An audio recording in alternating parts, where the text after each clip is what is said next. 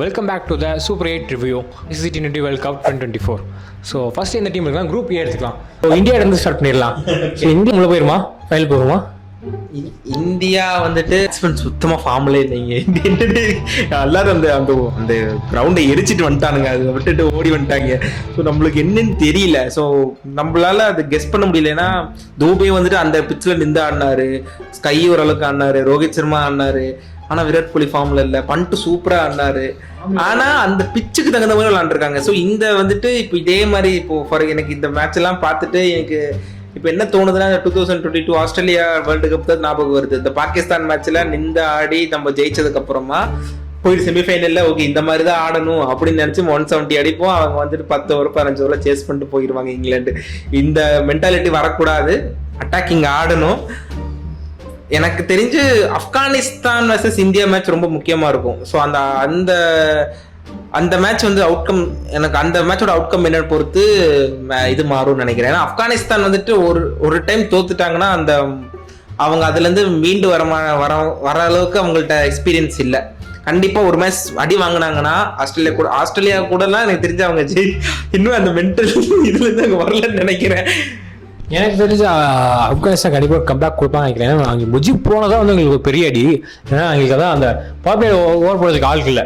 ஹோமசாயும் ஃபருக்கி முடிச்சா இருக்காங்க. ஃபருக்கி வந்து வேற பெர்ஃபார்மன்ஸ் இருந்தது டூர்னமெண்ட். அந்த மேட்ச் ஒரு ஆஃப் மேட்ச், அந்த மேட்ச் வந்து ஹோமசாய் மாட்டினோடனே பூரன் வந்து பொடி முடிச்சிட்டாரு. ஆக்சுவலாக நான் வந்துட்டு ஃபருக்கியோட விக்கெட்ஸ் எல்லாம் நான் வந்துட்டு எடுத்ததுலாம் ஓகே. இங்கிலாந்து கூட சரி, நியூசிலாந்து கூட ஓகே. மிச்ச டீம்ஸ் எல்லாம் வந்துட்டு பேட்டே பிடிக்க தெரியாத டீம்ஸ் கூட எல்லாம் விக்கெட் எடுத்தாரு. ஸோ ஃபருக்கி வந்துட்டு ஓகே நல்ல போலர் தான், ஆனால் இல்லைங்களா. ஆனால் அவர்கிட்ட அந்த அந்த பேஸ் இல்லை, ஸ்விங் பண்ணுறாரு, பேஸ் இல்லை. ஸோ அதனால எனக்கு கொஞ்சம் லேட்டாக ஆடினா கண்டிப்பாக அவர் பவுலிங்காக ஆடிடலாம். ஸோ எனக்கு தெரிஞ்சு அவர் ஒரு எட்ஜ் கொடுக்க மாட்டார். இப்போ ரஷீத் கான் பால்லாம் தள்ளி விட்டுறானுங்க. 6 ஓவர் 4 ஓவர் 60 20 25 ரன் அடிச்சா போதும், 30 ரன் அடிச்சா போதும். 100 என்ன பிரச்சனைனா போடுறான், ஏதாவது ஒரு பால் 2 பால் மிஸ் பண்ணுவான். அந்த பால் போட்டு டார்கெட் பண்றாங்க. மிச்சபடி அவங்கள்ட்ட ஃபாஸ்ட் பவுலர்ஸும் இப்போவும் அது கொஞ்சம் இல்லை. ஃபாஸ்ட் பவுலர்ஸ் வந்துட்டு ஃபாஸ்ட் பவுலர்ஸ் இல்லை. ஆனால் ஃபருக்கி மட்டும் அங்கே லீக்ல பண்ணதை இங்கே எப்படியாச்சும் பண்ணிட்டாருன்னா ஆப்கானிஸ்தான் கண்டிப்பாக செமிஃபைனல் வந்துருவாங்க. ஏன்னா ஒன்ஸ் விக்கெட் வந்துச்சுன்னா ஆப்போனன்ட் டீமுக்கும் கொஞ்சம் ஒரு செட்பேக்காக இருக்கும். அதுக்கப்புறம் ரஷீத் கானும் நூர் அகமது வந்து ஒரு 8 ஓவர் உள்ள தள்ளாங்கன்னு வச்சுக்கோங்க. எப்படி வருண் சக்கரவர்த்தியும் சுனில் ரைடும் வந்து 8 ஓவர் தள்ளாங்களே, அந்த மாதிரி குவாலிட்டி இவங்களும் தரலாம். ஸோ பிச்சு எங்களுக்கு அசிஸ்ட் பண்ணும் கெஸ்ட் லிஸ்ட்ல. ஆக்சுவலாக ஆப்கானிஸ்தான் ஃபர்ஸ்ட் மேட்ச் இந்தியா கூட. ஆப்கானிஸ்தானோட பெரிய வீக்னஸ் என்னன்னா பேட்டிங் இல்லை, வெறும் 2 பேர் தான் இருக்கானுங்க ஓப்பனிங். ஒருத்தனை தூக்குனாங்கன்னா மேட்ச் முடிஞ்சு போச்சு. 2 பேர் தான் காப்பாத்திட்டே இருக்கானுங்க. எனக்கு என்ன பொறுத்த வரைக்கும் இந்தியா கூட ஃபர்ஸ்ட் மேட்ச் இந்தியாலாம் விடாது. இந்தியா வந்துட்டு டார்கெட் பண்ணி வருவாங்க, ஹோம் ஒர்க் பண்ணி வருவாங்க. இவங்க ஒரு விக்கெட் எடுக்கணும், விக்கெட் எடுத்தாங்கன்னா மேட்ச் ஓவர். கண்டிப்பா மேட்ச் ஓவர். மிடில் ஆர்டர் யாருங்க இருக்கா, ஒரு பேரை சொல்லுங்க பார்க்கலாம். எனக்கு குரூப் நை படிப்பான்னு நினைக்கிறேன். ஏன்னா இந்த டோர்னமெண்ட் முன்னாடி ஒரு 50 போட்டு தான் வந்து 1 டவுன்ல. ஆக்சுவலி எனக்கு நீங்க அந்த பாயிண்ட் ஆஃப் வியூல பார்க்கல. நான் என்ன நினைக்கிறேன்னா ஓவர்ஸ் 2 பேரும் ஆயிட்டாங்க. அதனால மிடில் ஆர்டருக்கு வந்து பெருசாக பேட்டிங் கிடைக்கல.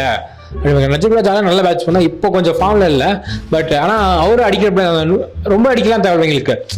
ஆப்கானிஸ்தான்ல வந்து ஒரு பாசிட்டிவ் நோட் என்னன்னா, அவங்களுக்கு வந்து 78 அடிக்க பிளேயர்ஸ் இல்லை, ஆனால் 30 to 35 அடிக்க பேங்க் பண்ற பிளேயர்ஸ் நிறைய பேர் இருக்காங்க. ஸோ அந்த மாதிரி டீம் எஃபர்ட்டா ஒரு ஆளுக்கு ஒரு 3 பிளேயர் உள்ள வந்து 30 ஆயிட்டாங்கன்னா ஸ்கோர் வந்து உங்களுக்கு 160 170 வந்துடும். ஸோ உங்களுக்கு வந்து ஒரு 170 ஈஸியாக டிஃபெண்ட் பண்ற அளவுக்கு பவுலிங் யூனிட் இருக்கு. ஸோ எபோ பாஸ் ஸ்கோர் இல்லை, பார் ஸ்கோர் அடிச்சாலே போதும் எங்களுக்கு.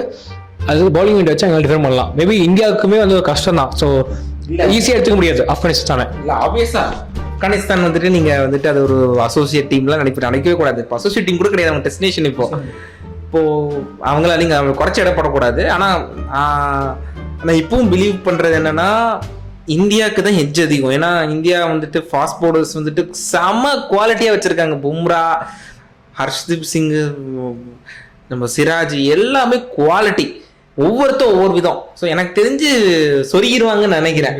ஆனா ஒன் சைடா இருக்கலாம். ஏன்னா இதுக்கு முன்னாடி நடந்த 2021 நம்ம வெளியே போனோம். அந்த இதுல இந்தியா ஆப்கானிஸ்தான் விளையாண்டாங்க, அது பயங்கர ஒன் சைடு, அது 50 ரன் எல்லாம் அவ்வளோ தூக்கிட்டு போயிட்டாங்க.